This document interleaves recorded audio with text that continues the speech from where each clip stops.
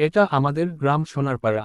সবুজ মাঠ, গাছপালা আর শান্ত পরিবেশে ভরা একটি সুন্দর গ্রাম। এই গ্রামেই থাকে এক বুদ্ধিমান ছেলে, রহিম। রহিম খুব গরিব হলেও তার বুদ্ধির কোনো অভাব নেই। সে সব সময় গ্রামের মানুষের ভালো কাজ করার কথা ভাবে। গ্রামের সবাই রহিমকে খুব ভালোবাসে। একদিন রহিম বাচ্চাদের ডেকে বলল, চলো আমরা পুকুরে মাছ ধরার প্রতিযোগিতা করি। বাচ্চারা আনন্দে বলল, ইয়া, চলো মাছ ধরি। সব বাচ্চারা পুকুরে নেমে পড়ল। কেউ মাছ ধরছে, কেউ ময়লা তুলছে। কিছুক্ষণের মধ্যেই পুকুর একেবারে পরিষ্কার হয়ে গেল। চেয়ারম্যান এসে অবাক হয়ে বললেন, এটা কে করল? সবাই একসাথে বলল, রহিম।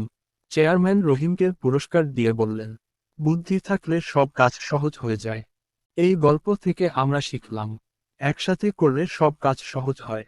আর বুদ্ধি থাকলে অসম্ভব কিছুই নয়।